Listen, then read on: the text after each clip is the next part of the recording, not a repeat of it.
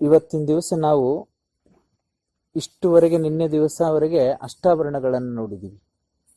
ಈಗ ನಾವು ಪಂಚಾಚಾರದ ಬಗ್ಗೆ ತಿಳ್ಕೊಳ್ಬೇಕು. ಲಿಂಗಾಯತ ಧರ್ಮದ ಧರ್ಮ ಪುರುಷ ಅಂತಕ್ಕಂಥ ಲಿಂಗಾಯತ ಧರ್ಮ ಅಂತ ಒಂದು ಪುರುಷನನ್ನ ನಾವು ಕಲ್ಪನೆ ಮಾಡಿಕೊಂಡ್ರೆ ಆ ಪುರುಷನ ಅಂಗ ಶರೀರ ಯಾವುದು? ಅಷ್ಟಾಭರಣಗಳು, ಬಾಡಿ. ಆಮೇಲೆ ಅವನ ಪ್ರಾಣ ಉಸಿರು ಯಾವುದು? ಪಂಚಾಚಾರಗಳು. ಉಸಿರು ಯಾವುದು? ಪ್ರಾಣ ಪಂಚಾಚಾರಗಳು. ಮತ್ತು ಆತ್ಮ ಶಟಸ್ಥಲ. ಬರೇ ಬಾಡಿ ಬಗ್ಗೆ ಮಾತಾಡಿದ್ವಿ ಅಂದ್ರೆ, ಪ್ರಾಣದ ಬಗ್ಗೆ ಮಾತಾಡಲಿಲ್ಲ ಅಂದ್ರೆ ಬರೇ ಸತ್ಯ ಹಣದ ಬಗ್ಗೆ ಮಾತಾಡಂಗೆ. 5 ರೀತಿಯಿಂದ ನಮ್ಮಲ್ಲಿ ಪ್ರಾಣಗಳವ.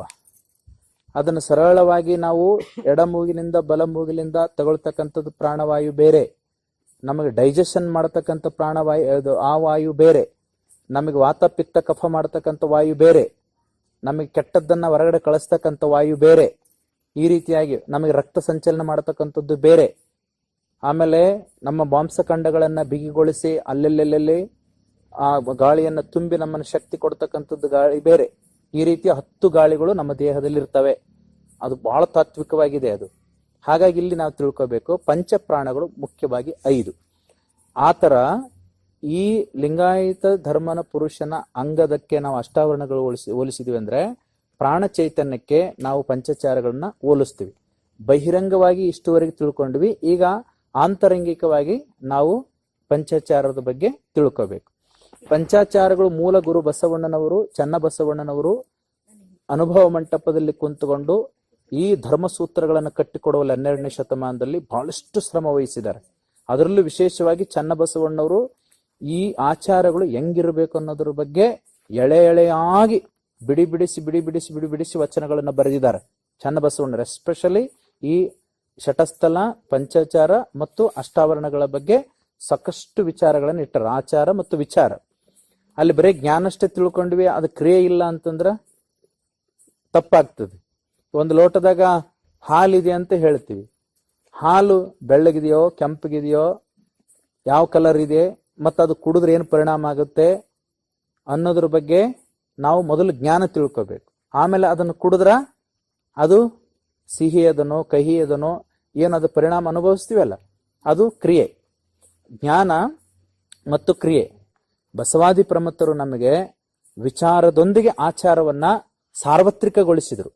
ಇಲ್ಲಿ ನಾವು 5 ಆಚಾರಗಳು, ಅದರಲ್ಲಿ ಮಾತಾಜಿಯವರು ಇನ್ನೊಂದು ಎಕ್ಸ್ಟ್ರಾ ಸೇರಿಸಿದ್ದಾರೆ.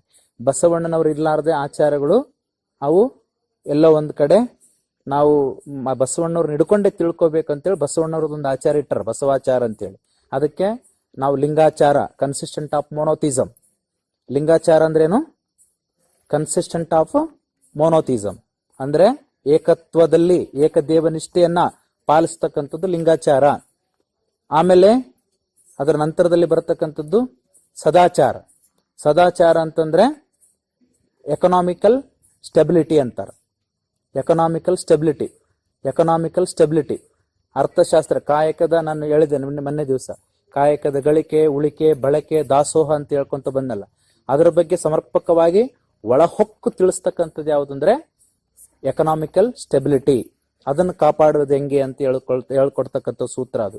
ಈ 5 ಸೂತ್ರಗಳೇನಿದಾವಲ್ಲ ನಮ್ಮ ಸಂವಿಧಾನದಲ್ಲಿ ಗೃಹ ಇಲಾಖೆಗೆ ಅದಾವ. ಅದು ನೀವು ಮುಂದೆ ಓದಂತ ಗೊತ್ತಾಗ್ತದೆ. ಆಮೇಲೆ 3ನೇದು ಶಿವಾಚಾರ. ಶಿವಾಚಾರ ಅಂದ್ರೆ ಸೋಷಿಯಲ್ ಇಕ್ವಾಲಿಟಿ. ಶಿವಾಚಾರ ಅಂದ್ರೇನು? Social equality.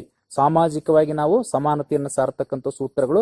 ಮೇಲ್ನೋಟಕ್ಕೆ ಕೇಳೋದಲ್ಲ, ಒಳಹೊಕ್ಕು ಹೆಂಗ್ ಪರಿವರ್ತನೆ ಮಾಡ್ಬೇಕು ಅನ್ನೋದ್ರ ಬಗ್ಗೆ ಇನ್ ಡೀಟೇಲ್ಸ್ ಆಗಿ ಅದ್ರೊಳಗಡೆ ತಿಳಿಸಿದ್ದಾರೆ.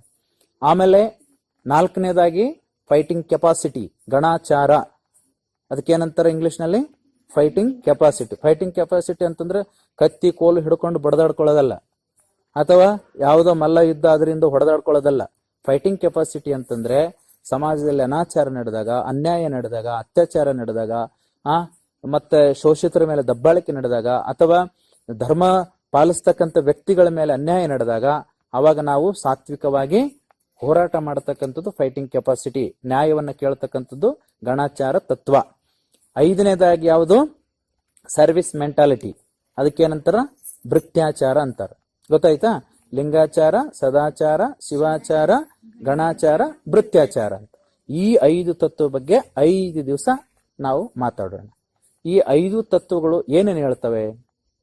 ಲಿಂಗಾಚಾರ ಏನ್ ಹೇಳುತ್ತೆ, ಸದಾಚಾರ ಏನ್ ಹೇಳುತ್ತೆ, ಶಿವಾಚಾರ ಏನ್ ಹೇಳುತ್ತೆ, ಆಮೇಲೆ ಗಣಾಚಾರ ಏನ್ ಹೇಳುತ್ತೆ, ಭೃತ್ಯಾಚಾರ ಏನ್ ಹೇಳುತ್ತೆ ಅನ್ನೋದ್ರ ಬಗ್ಗೆ ತಿಳ್ಕೊಳ್ಳೋಣ.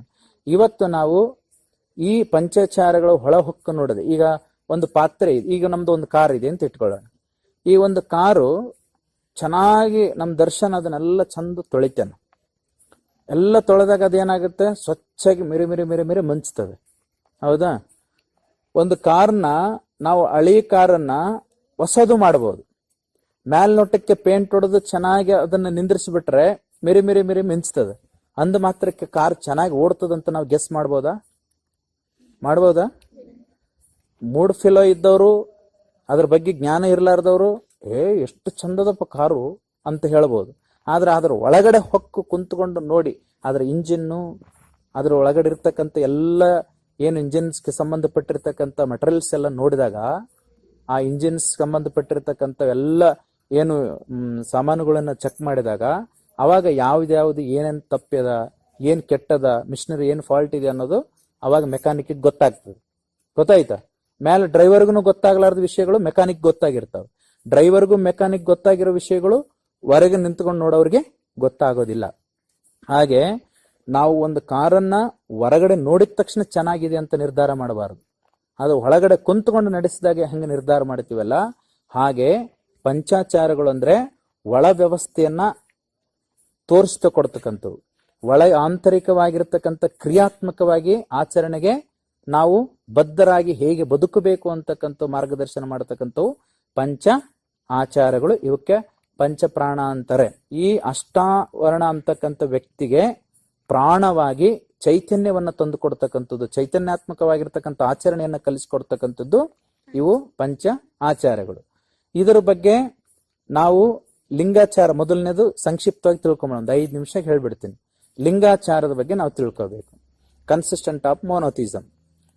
ಕನ್ಸಿಸ್ಟೆಂಟ್ ಆಫ್ ಮೋನೋಥಿಸಮ್ ಅಂದ್ರೆ ಇಷ್ಟೇ, ಏಕದೇವನಿಷ್ಠೆ ಅಂತ ಕನ್ನಡದಲ್ಲಿ. ಏಕದೇವನಿಷ್ಠೆ, ಅದಕ್ಕೆ ಲಿಂಗ ಆಚಾರ ಅಂತಾರೆ. ಲಿಂಗವನ್ನ ಅಲ್ಲದೆ ಅನ್ಯವನ್ನು ನಾನು ಅರಿಯೋದಿಲ್ಲ ಅನ್ನೋ ಒಂದು ಶಪಥ ಏನ್ ಮಾಡ್ತೀವಲ್ಲ, ಅದಕ್ಕೇನಂತಾರ?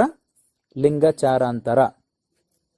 ಅಂಗವ್ಯಸನಿಯಾಗಿರ್ತಕ್ಕಂಥವನಿಗೆ ಲಿಂಗ ವ್ಯಸನ ಹತ್ತೋದಿಲ್ಲ. ನಾ ಹೇಳಿದ್ನಲ್ಲ ವಚನ, ಅಂಗವ್ಯಸನಿ ಆಗಿರ್ತಕ್ಕಂಥವನಿಗೆ ಲಿಂಗದ ಬಗ್ಗೆ ಗೊತ್ತಾಗಲ್ಲ. ಅವನಿಗೆ ಅಂಗದ ಬಗ್ಗೆ ಚಿಂತೆ ಮಾಡ್ತಕ್ಕಂಥವ್ರು, ತನ್ನ ಸ್ವಾರ್ಥದ ಬಗ್ಗೆ ಚಿಂತೆ ಮಾಡ್ತಕ್ಕಂಥವ್ನು, ಧರ್ಮದ ಬಗ್ಗೆ ಏನೂ ಗಂಧಗಾಳಿ ಗೊತ್ತಿರಲಾರ್ದಂಥವ್ರು, ತಾನು, ತನ್ನ ಹೆಂಡತಿ, ತನ್ನ ಮಕ್ಕಳು, ತನ್ನ ಬಂಧು, ತನ್ನ ಮನೆ ಅನ್ನೋ ಇದ್ರ ಬಗ್ಗೆ ಸ್ವಾರ್ಥಪರವಾಗಿ ತುಂಬಿಕೊಂಡಿರ್ತಕ್ಕಂಥ ವ್ಯಕ್ತಿಗೆ, ನಾಸ್ತಿಕವಾಗಿ ಬದುಕ್ತಕ್ಕಂಥ ವ್ಯಕ್ತಿಗೆ ಲಿಂಗದ ಬಗ್ಗೆ ಗೊತ್ತಾಗೋದಿಲ್ಲ. ಮತ್ತೆ ಲಿಂಗ ವ್ಯಸನಿಗೆ ಅಂಗ ಅಂದ್ರೆ ಲೌಕಿಕವಾಗಿರ್ತಕ್ಕಂಥ ಸ್ವಾರ್ಥಪರವಾಗಿರ್ತಕ್ಕಂಥ ಯೋಚನೆಗಳು ತಲೆ ಒಳಗೆ ಒಟ್ಟ ಬರೋದಿಲ್ಲ. ಇದಕ್ಕೆ ನೇರವಾಗಿ ಇವತ್ತು ಆ ಅಕ್ಕ ಮಹಾದೇವಿ ಜೀವನ ಬಸವಶ್ರೀ ಹೇಳಿದ್ಲಲ್ಲ ನೋಡಿ, ಅಲ್ಲಿ ಇಬ್ಬರು ಉದಾಹರಣೆ ಇಲ್ಲೇ ತಗೊಳ್ಬಹುದು ನಾವು. ಆಕಿ ಗೆಳತಿಯ ಅಂಗವ್ಯಸನಿ ಆಗಿದ್ಲು, ಅಕ್ಕ ಮಹಾದೇವಿ ಲಿಂಗ ವ್ಯಸನಿ ಆಗಿದ್ಲು. ಆಕಿ ಹೇಳ್ತಾಳೆ, ನನ್ನ ಗಂಡ ಇಂಥ ಒಂದು ತೋಟದಲ್ಲಿ ಬಂದಿದ್ರೆ ಎಷ್ಟು ಚೆನ್ನಾಗಿತ್ತು ಅಂತ. ಅಕ್ಕ ಮಹಾದೇವಿ ಹೇಳ್ತಾಳೆ, ಈ ತೋಟನೇ ನನ್ನ ಗಂಡ ನಿರ್ಮಾಣ ಮಾಡಿದ. ದ ಡಿಫರೆನ್ಸ್ ಆಫ್ ದ ಒಂದು ಇದು ಎನ್ವೈರನ್ಮೆಂಟ್ ಹೆಂಗಿದೆ ನೋಡಿ. ಅಕ್ಕ ಮಹಾದೇವಿ ನೋಡೋ ದೃಷ್ಟಿಕೋನ ಬೇರೆ ಇತ್ತು, ಆ ಗೆಳತಿ ನೋಡೋ ದೃಷ್ಟಿಕೋನ ಬೇರೆ ಇತ್ತು. ಆ ಗೆಳತಿ ಏನ್ ಹೇಳ್ತಾಳೆ, ನನ್ನ ಗಂಡ ಇಲ್ಲಿ ಬಂದು ನನ್ನ ಜೊತೆ ಕಾಲ ಕಳೆದಿದ್ರೆ ಎಷ್ಟು ಮಜಾ ಇತ್ತು ಅಂತ ಹೇಳ್ದ. ಆದ್ರೆ ಅಕ್ಕ ಮಹಾದೇವಿ, ಈ ತೋಟನೇ ನನ್ನ ಗಂಡ ನಿರ್ಮಾಣ ಮಾಡಿದ. ಈ ತೋಟದಲ್ಲಿ ಅಲ್ಲಿ ಕಾಣಿಸ್ತಕ್ಕಂಥ ಹೂಗಳು ನನ್ನ ಗಂಡನಿಗಾಗಿ ಮೀಸಲಿದಾವೆ. ಅಲ್ಲಿ ಇರ್ತಕ್ಕಂಥ ಇಬ್ಬನಿಯನ್ನು ಬಿದ್ದಿದೆಯಲ್ಲ, ನನ್ನ ಗಂಡನೇ ನೀರು ಚಿಂಪಡಿಸಿದ್ದಾನೆ. ಇಲ್ಲಿ ಕುಳಿತುಕೊಂಡು ಹಾಯಾಗಿ ಗಾಳಿ ಬೀಸ್ತಾ ಇದೆ, ಹಾಯಾಗಿ ಮಲ್ಕೊಂಡಿದ್ದ ನಮ್ಮ ಗಂಡ ಚಾಮರ ಬೀಸ್ತಾ ಇದೆ ನೋಡಿ. ಅಕ್ಕ ಮಹಾದೇವಿಗೆ ಲಿಂಗದ ಬಗ್ಗೆ ಚಿಂತೆ, ಲಿಂಗ ವ್ಯಸನಿ. ವ್ಯಸನಿ ಅಂದ್ರೆ ಚಿಂತೆ. ಲಿಂಗ ವ್ಯಸನಿ ಆಗಿದ್ಲಾಕಿ. ಚಿಕ್ಕವಳಿದ್ದಾಗ್ಲಿಂದನೂ ಸಹಿತ ಲಿಂಗದ ಬಗ್ಗೆ ಅಭಿಮಾನ. ಗುರುಗಳು ಆ ರೀತಿ ತಲೆ ಒಳಗಡೆ ಕುಟ್ಟಿ ಕುಟ್ಟಿ ಕುಟ್ಟಿ ತುಂಬಿಟ್ಟಿದ್ರು. ಅಕ್ಕ ಮಹಾದೇವಿನೂ ಸಹಿತ. ಅದಕ್ಕೆ ಇಲ್ಲಿ ಏಕಭಾಜನ ಸ್ಥಳ ಅಂತಾರೆ. ಏಕಭಾಜನ ಸ್ಥಳ ಅಂದ್ರೆ ನಾವು 50% ಪರಮಾತ್ಮನನ್ನ ಪ್ರೀತಿಸಿ ಅವನನ್ನ ನಾನು ಪೂಜೆ ಮಾಡ್ಬೇಕಂತಕ್ಕಂಥ ಹಂಬಲ ಎಷ್ಟು ತೋರಿಸ್ತೀವೋ ಅಷ್ಟು 50% ನಿಮ್ದಾಯ್ತಂದ್ರೆ ಇನ್ನೂ 50% ಅವನು ಸಹಿತ ನಾನು ಪೂಜೆ ಮಾಡ್ಕೊಳ್ಬೇಕು ಇವರಲ್ಲಿ ಇದ್ದುಕೊಂಡು ಅಂತ ಹೇಳಿ ಅವನು ಬಯಸ್ತಾನೆ. ಗಂಡ ಹೆಂಡತಿ ಇಬ್ರು ಒಟ್ಟಿಗಿದ್ರೆ ಖುಷಿ ಪಡಕ್ ಆಗ್ತದೆ. ಯಾವುದೇ ಒಂದು ವಸ್ತುಗಳನ್ನು ಖರೀದಿ ಮಾಡೋದಿರ್ಲಿ, ಮನೆ ಸಂಸಾರ ಜೀವನ ನಡೆಸೋದಿರ್ಲಿ, ಏನೇ ಇದ್ರು. ಹಾಗೆ ಲಿಂಗ ಮತ್ತು ಅಂಗ ಈ ಎರಡೂ ಸಹಿತ ಸಂಬಂಧಪಟ್ಟಾಗ ಮಾತ್ರ ಲಿಂಗದ ಬಗ್ಗೆ ಚೆನ್ನಾಗಿ ತಿಳ್ಕೊಂಡು ಅದರ ಬಗ್ಗೆ ಒಲವಿಟ್ಕೊಂಡು ಪ್ರೀತಿ ತೋರಿದ್ರೆ ಅವಾಗ ಪರಮಾತ್ಮನು ಸಹಿತ ನಮಗೆ ಒಲವು ತೋರಿಸಿ ನಮ್ಮೊಳಗಡೆ ಬಂದು ಕುಳಿತುಕೊಂಡು ಪೂಜೆ ಮಾಡಿಸ್ಕೊಳ್ತಾನೆ. ಆ ಸುಕೃತದ ಪುಣ್ಯದ ಫಲದಿಂದನೇ ನಾವು ಪೂಜೆ ಮಾಡ್ಕೊಳ್ತಾ ಇರೋದು. ಇಲ್ಲ ಅಂತಂದ್ರೆ ಸಾಧ್ಯ ಇಲ್ಲ, ಎಲ್ಲರಿಗೂ ಸಿಗ್ಲಿಕ್ಕೆ ಸಾಧ್ಯ ಇಲ್ಲ. ಅದಕ್ಕೆ ಅಂಗ ವ್ಯಸನಿಗೆ ಲಿಂಗ ವ್ಯಸನಿ ಸಂಬಂಧ ಪಡೋದಿಲ್ಲ, ಲಿಂಗ ವ್ಯಸನಿಗೆ ಇದ್ದವನಿಗೆ ಅಂಗ ವ್ಯಸನ ಬರೋದೇ ಇಲ್ಲ. ಅಂತಿಮವಾಗಿ ಇದೇ ಲಿಂಗಾಚಾರ ಅವರ ಚನ್ನಬಸವಣ್ಣವ್ರು ಹೇಳೋ ವಿಚಾರ. ಈ ರೀತಿಯಾಗಿರ್ತಕ್ಕಂಥ ಏಕದೇವ ನಿಷ್ಠೆಯನ್ನ ಹೊಂದಿರತಕ್ಕಂಥ ವ್ಯಕ್ತಿ ಅವನು ಲಿಂಗದ ಆಚರಣೆಯನ್ನ ಪರಿಶುದ್ಧವಾಗಿ ಪಡ್ಕೊಳ್ತಾನೆ ಅಂತ ತಿಳ್ಕೊಂಡು ಈ ವಚನದಲ್ಲಿ ಹೇಳ್ತಾರೆ. ಲಿಂಗನಿಷ್ಠೆ ಇರತಕ್ಕಂಥ ವ್ಯಕ್ತಿ 3 ರೀತಿಯಿಂದ ಅವನು ವಿಚಾರವಂತನಾಗಿರ್ತಾನೆ. ಮೊದಲನೇದು ಏನು ಅಂತಂದ್ರ ತನ್ನ ತಾನು ಅರಿತಿರ್ತಾನೆ. ತನ್ನ ತಾನು ಅರಿವುದು, ಭಿನ್ನವಿಟ್ಟು ನೋಡದಿರುವುದು. ತಿಳ್ಕೊಳ್ರಿ ಚೆನ್ನಾಗಿ. ಮೊದಲನೇ ಪಾಯಿಂಟು ಲಿಂಗಾಚಾರದಲ್ಲಿ ತನ್ನನ್ನ ತಾನು ತಿಳ್ಕೊಳ್ಳೋದು. ಆಮೇಲೆ ನಾನು ಯಾವ ವಸ್ತುವನ್ನು ತಿಳ್ಕೊಂಡ್ರೆ ಅದನ್ನ ಬಿಟ್ಟು ಭಿನ್ನ ಇಲ್ಲ ಅಂತ ತಿಳ್ಕೊಂಡು ನೋಡೋದು. 3ನೇ ಪಾಯಿಂಟ್ ಏನು ಅಂತಂದ್ರ ನಾನು ಯಾವ ವಸ್ತುವನ್ನು ತಿಳ್ಕೊಂಡಿನಿ ಅದು ಕೇವಲ ನನ್ನಲ್ಲಿ ಅಷ್ಟೇ ಇಲ್ಲ, ಅದು ಸಾರ್ವತ್ರಿಕ ಸಮಾಜದಲ್ಲಿ ಎಲ್ಲ ತುಂಬಿ ತುಳುಕುತ್ತಾ ಇದೆ, ಹಾಗಾಗಿ ಅದನ್ನ ಸಮಾನವಾಗಿ ಕಾಣುತ್ತೀನಿ ಅಂತ 3 ಪಾಯಿಂಟ್. ಮೊದಲನೇ ಪಾಯಿಂಟ್ ಯಾವುದು? ತನ್ನ ತಾನರಿವುದು, ಅದೇ ನಾನು ಅಂತ ತಿಳ್ಕೊಳ್ಳೋದು. ಈಗ ತನ್ನ ತಾನರಿವುದು ಅದೇ ನಾನು ಅಂತ ತಿಳ್ಕೊಳ್ಳೋದು ಲಿಂಗ. ನಾನು ಪೂಜೆ ಮಾಡ್ತಾ ಇದ್ದೀನಿ, ಇದು ಲಿಂಗ ನನಗೆ ಸಂಬಂಧಪಟ್ಟಿದ್ದದ. ಈ ಲಿಂಗವನ್ನ ನಾನು ಅರಿವಿನ ಕುರುಹಾಗಿ ಬಳಸ್ಕೊಳ್ತಾ ಇದ್ದೀನಿ. ಈ ಲಿಂಗ ಬಿಟ್ರೆ ನಾನು ಬದುಕಲಿಕ್ಕೂ ಸಾಧ್ಯ ಇಲ್ಲ, ಈ ಲಿಂಗ ಇಲ್ಲ ಅಂದ್ರೂ ಸಹಿತ ನಾನು ಇಲ್ಲವೇ ಇಲ್ಲ ಅಂತ ತಿಳ್ಕೊಳ್ಬೇಕು. ಮತ್ತೆ ಕೊನೆಗೆ ನಾನು ಲಿಂಗನೇ ಆಗ್ತೀನಿ ಅನ್ನೋ ಭಾವ ಬರಬೇಕು. ಗಣಪತಿನ ಪೂಜೆ ಮಾಡಿ ಗಣಪತಿ ಆದಂಗ ಆದ್ರ ಹೆಂಗ? ಲಕ್ಷ್ಮಿ ಪೂಜೆ ಮಾಡಿ ಲಕ್ಷ್ಮಿ ಆದಂಗ 10 ಕೈಗಳು ಬಂದ್ಬಿಟ್ರೆ ಹೆಂಗ? ಈಗ ಗಣಪತಿನ ಪೂಜೆ ಮಾಡ್ತಾ ಹೋಗ್ತಿರ್ತಾರ, ಅವ್ರು ಹುಟ್ಟತಕ್ಕಂಥ ಮಕ್ಕಳು ಗಣಪತಿಯಾಗಿ ಹುಟ್ಟುಬಿಟ್ರ ಸುಮ್ಮನೆ ಇಡ್ತಾರ? ಅಳ್ಳಕ್ ಶುರು ಮಾಡ್ಬಿಡ್ತಾರ. ಅದ ಪೂಜೆ ಮಾಡೋದು ಯಾರನ್ನ? ಗಣಪತಿ. ಲಕ್ಷ್ಮಿ ಪೂಜೆ ಮಾಡ್ತಾರ, 1-2 ಕೈ ಬಂದು ಬಿಡ್ಲಿ, ಅವಾಗ ಹೇಳ್ರಿ ನೋಡೋಣ. ಅದಕ್ಕ ಈಗ ಹನುಮಂತನ ಪೂಜೆ ಮಾಡ್ತಾರ, ಹನುಮಂತನಂಗ ಮೋತಿ ಹುಬ್ಬಿಕೊಂಡು ಮಗಳು ಹುಟ್ಟಿಬಿಟ್ರ ಹೆಂಗ ನೋಡ್ರಿ? ಅಂದ್ರೆ ತದ್ವಿರುದ್ಧ ಅದರ ಭಕ್ತರು. ಹೊರಗಡೆ ಭಕ್ತರು ಹೆಂಗಿದಾರ? ಮಬ್ಬು ಭಕ್ತರು. ಅವರು ತದ್ವಿರುದ್ಧ ಅದಾರ. ಅವ್ರಿಗೆ ಸಾಮಾನ್ಯ ಕಾಮನ್ ಸೆನ್ಸ್ ಇಲ್ಲ. ನಾವ್ ಯಾವುದನ್ನ ಪೂಜೆ ಮಾಡಿದ್ರೆ ಅದರಂತೆ ನಾವು ಆಗ್ತೀವಿ ಅನ್ನೋ ಕಾಮನ್ ಸೆನ್ಸ್ ಅವ್ರಿಗಿಲ್ಲ. ಅದಕ್ಕೆ ಲಿಂಗಾಯತ ಧರ್ಮ ಅತ್ಯಂತ ವೈಜ್ಞಾನಿಕವಾಗಿಯೂ ವೈಚಾರಿಕವಾಗಿಯೂ ಪ್ರಗತಿಪರವಾಗಿಯೂ ಜೀವಕ್ಕೆ ಹತ್ತಿರವಾಗಿಯೂ ನಮಗೇನ್ ಮಾಡ್ತಾ ಇದೆ? ತತ್ವವನ್ನು ತಿಳಿಸ್ಕೊಡ್ತದೆ. ನಾವು ಲಿಂಗವನ್ನ ಪೂಜೆ ಮಾಡ್ತೀವಿ, ಅಂತಿಮವಾಗಿ ಲಿಂಗ ಅಂದ್ರೆ ಬಯಲು, ಶೂನ್ಯ. ಆ ಶೂನ್ಯದೊಳಗೆ ನಮ್ಮ ಆತ್ಮ ಬೆರೆತು ಬಿಡುತ್ತದೆ. ಅಲ್ಲಿ ನಾಮ ಇಲ್ಲ, ರೂಪ ಇಲ್ಲ, ಕ್ರಿಯೆಗಳು ಏನೂ ಇಲ್ಲ. ಯಾವ ಒಂದು ವ್ಯಕ್ತಿ ಅಲ್ಲ, ಪ್ರಾಣಿ ಅಲ್ಲ, ಪಶು ಪಕ್ಷಿ ಅಲ್ಲ, ದೇವರು ನಿರಾಕಾರ. ಆ ನಿರಾಕಾರದ ಗರ್ಭದೊಳಗಡೆ ನಾವು ಅಂತಿಮವಾಗಿ ಹೋಗ್ಬಿಡ್ತೀವಿ ಅಂತಕ್ಕಂಥ ಪೂಜ್ಯ ವಸ್ತುವೇ ನಾವಾಗ್ತೀವಿ ಅಂತಕ್ಕಂಥ ಭಾವ ಬರ್ತದೆ. ತನ್ನ ತಾನು ಅರಿಯುವುದು. ಆಮೇಲೆ 2ನೇ ಪಾಯಿಂಟ್ ಭಿನ್ನವಿಟ್ಟು ನೋಡದಿರುವುದು. ಅಂದ್ರೆ ಕಟ್ಟಿದ ಲಿಂಗವ ಬಿಟ್ಟು ಬೆಟ್ಟದ ಲಿಂಗಕ್ಕೆ ಹೋಗಿ ಇದು ಭಿನ್ನವಿಟ್ಟು ನೋಡೋದು. ನಾನು ಕಟ್ಕೊಂಡಿದ್ದೀನಿ ಇಲ್ಲಿ ಪೂಜೆ ಮಾಡ್ಲಿಕ್ಕೆ ದೇವರನ್ನ, ನಾನು ಇವನಿಗೆ ಒಲಿದೀನಿ, ಶರಣಸತಿ ಲಿಂಗಪತಿ ಭಾವ ಬಂದದ. ಆಮೇಲೆ ಮತ್ತೆ ಇದನ್ನು ಕಟ್ಟಿಕೊಂಡು ಸಹಿತ ಬೇರೆ ಗುಡಿಗಳಿಗೆ ಹೋಗಿ, ಬೇರೆ ಅನ್ಯ ದೈವತ್ವಗಳಿಗೆ ಹೋಗಿ ನಾವು ಒಟ್ಟಡಿಯಾಗಿ ಬೀಳ್ತೀವಿ ಅಂತಂದ್ರ ಅವಾಗ ಲಿಂಗಾಚಾರಕ್ಕೆ ನಾವು ಒಳಗ ಆಗೋದಿಲ್ಲ. ಮೂಲ ಪರಮಾತ್ಮನ ದೈವತ್ವಕ್ಕೆ ನಾವು ಭಂಗ ತಂದು ಬಿಡ್ತೀವಿ. ಮೂಲ ಪರಮಾತ್ಮನ ವ್ಯವಸ್ಥೆಗೆ ಭಂಗ ತಂದು ಬಿಡ್ತೀವಿ. ಅವಾಗ ನಾವೇನ್ ಆಗ್ತೀವಿ ಅಂದ್ರ ಅಲ್ಲಿ ಬಸವಣ್ಣರು ಹೇಳ್ತಾರ, ಪರಮ ಪತಿರೊತೆಗೆ ಮತ್ತೊಂದಕ್ಕೆರಗಿದರೆ ಕಿವಿಮೂಗ ಕೊಯ್ಯುವನು ಅಂತಕ್ಕಂಥ ಅನಾಚಾರ ನಡೀತಿದಲ್ಲ, ಅಂತ ಅನಾಚಾರಕ್ಕೆ ದೇವನಿಗೆ ಮತ್ತು ನಮಗೂ ಸಂಬಂಧವನ್ನ ನಾವು ದೂರ ಮಾಡ್ಕೊಂಡ್ಬಿಡ್ತೀವಿ, ಅನಾಚಾರಕ್ಕೆ ಒಳಗಾಗ್ಬಿಡ್ತೀವಿ. ಅದಕ್ಕಾಗಿ ಭಿನ್ನವಿಟ್ಟು ನೋಡಬಾರದು, ಸ್ಥಾವರ ಲಿಂಗಕ್ಕೆ ಎರಗಬಾರದು, ಅನ್ಯ ದೈವತೆಗಳಿಗೆ ಪೂಜೆ ಮಾಡಬಾರದು. ಲಿಂಗ ಕಟ್ಟಿಕೊಂಡ ಮೇಲೆ ಲಿಂಗಾಚಾರ ಲಿಂಗ ನಿಷ್ಠೆಯನ್ನ ಇಟ್ಕೊಳ್ಬೇಕು ಅಂತಕ್ಕಂಥ. ಕೊನೆಗೆ ಸಾಮಾಜಿಕ ಸಮಾನತೆಯನ್ನ ಕಾಪಾಡ್ಕೋಬೇಕು. ಹೆಣ್ಣು ಗಂಡು ಅಂತಕ್ಕಂಥ ಲಿಂಗ ಭೇದ ಇಲ್ಲ, ಒಳಗೂ ಮತ್ತು ಹೊರಗೂ ಲಿಂಗ ಭೇದದಲ್ಲಿ ಯಾವುದೇ ರೀತಿಯಿಂದ ವ್ಯತ್ಯಾಸ ಇಲ್ಲ. ಅಲ್ಲಿ ಆತ್ಮ ಒಂದೇ ಇದೆ, ಆತ್ಮ ಒಂದೇ ಇದೆ, ಆ ಆತ್ಮನೇ ಪರಮಾತ್ಮ ಆಗಿದ್ದಾನೆ. ಅದಕ್ಕೆ ಲಿಂಗ ತಾರತಮ್ಯ ಇಲ್ಲ.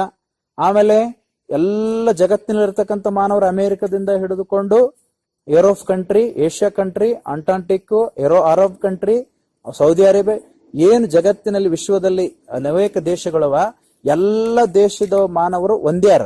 ಸ್ವಲ್ಪ ಕಪ್ಪು ಬಿಡಬಹುದು, ಬಿಳುಪು ಇರಬಹುದು, ಆಯಾ ಪರಿಸರಕ್ಕೆ ತಕ್ಕಂತೆ. ಆದರೆ ಮಾನವನ ಅಂಗಾಂಗಗಳೇನಾರು ವ್ಯತ್ಯಾಸವೇನು?